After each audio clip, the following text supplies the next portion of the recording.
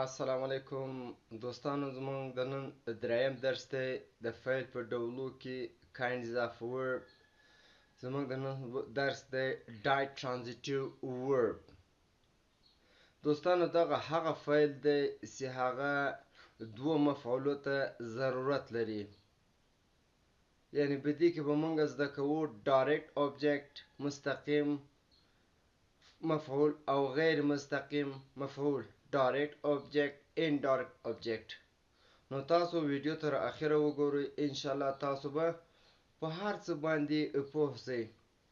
ditransitive verb، direct object، indirect object سره د تعریفو سره له definition. نو تاسو ویډیو تر اخره وګورئ، ویډیو د لایک سبسکرایب او شیر کړئ. ditransitive verbs دوه مفعوله فعل تعریف یا definition د دې ditransitive verb.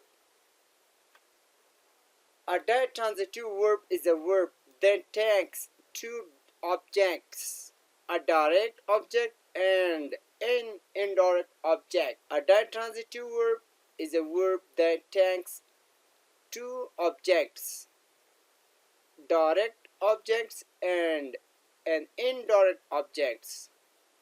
دوه مفعوله فعل هغه فعل ته ویل کیږي چې دوه مفعولې ولري. اوس د دې سټرکچر زده کوو. د دې سټرکچر همداسې دی: سبجیکټ پلس یا جمع ورب پلس یا جمع indirect object پلس یا جمع direct object. دا جوړښت یا سټرکچر دی. فاعل جمع فعل جمع غیر مستقیم مفعول جمع مستقیم مفعول. verb give indirect object me direct object a book. She gave me a book. هغه ماته یو کتاب راکړ. په همدې جمله کې دوستانو هر شي ته مونږ جلا جلا رنګ ورکړی، هغه ستاسو د پوهېدا لپاره چې تاسو په دې کې direct object indirect object verb او فاعل ټول د سټرکچر مطابق زده کړئ یا یې وپېژنئ. We sent them a gift. موږ هغوی ته ډالۍ واستوله. send دا له موږ سره فعل ده، them له موږ سره indirect object سو، direct object له موږ سره a gift سو. showed us the way. He showed us the way. هغه موږ ته لاره وښودله. په همدې کلمه کې په همدې جمله کې دوستانو شو له موږ سره ورب ده، فعل ده، us له موږ سره indirect object ده. که موږ he showed us هغه موږ ته وښودله the way. داسې څو دوستانو us موږ سره indirect object ده، له موږ سره څو direct object ده. us له موږ سره indirect object ده. show له موږ سره verb ده. He showed us the way. هغه موږ ته لاره وښودله. نو دا دوستانو سټرکچر و، جوړښت و د ditransitive verb. اوس موږ زده کوو direct object او indirect object. دا څه شی دی؟ what is څه شی دی؟ direct object او indirect object یعنی څه شی دی؟ مستقیم مفعول او غیر مستقیم مفعول. دا موږ په تعریف یا په definition سره پیژنو.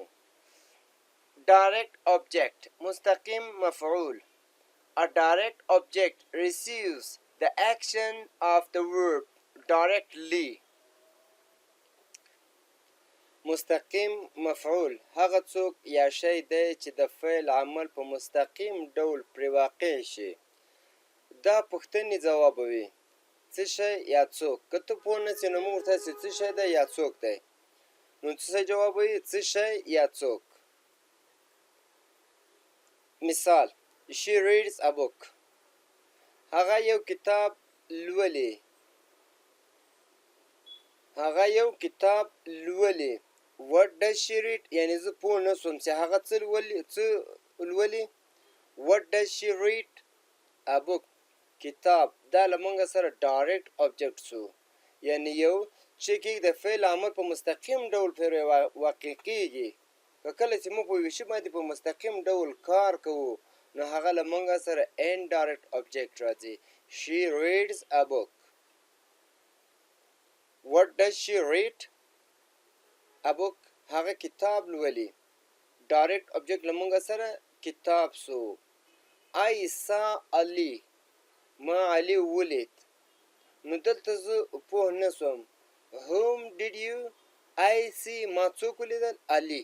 علي چې څو له موږ سره direct object سو. indirect object غیر مستقیم مفعول. An indirect object tells to whom or for whom the action is done.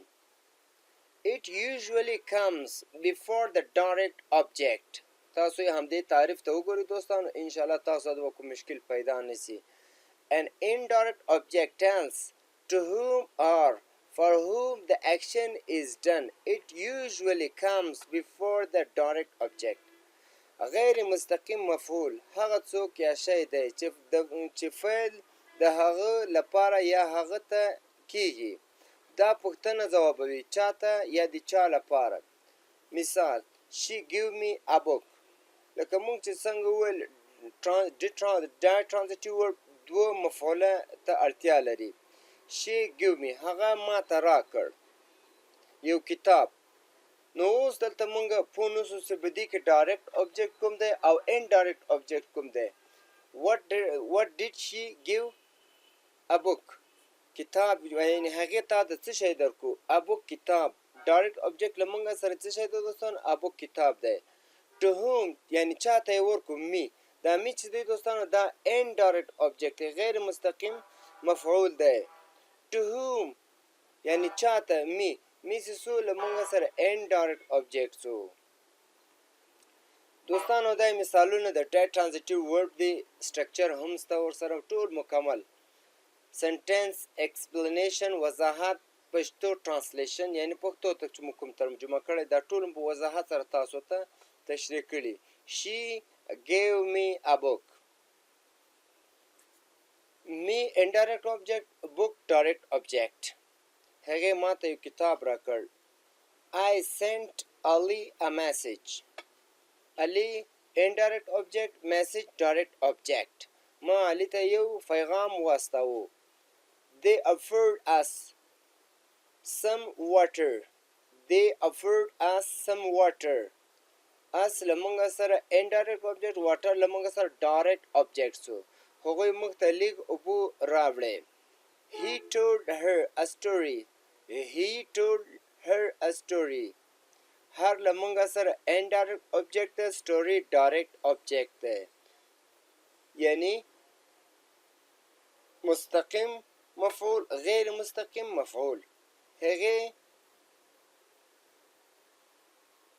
یعنی هغې ته یوه کیسه وکړه. He told her a story. هغې ته یوه کیسه وکړه.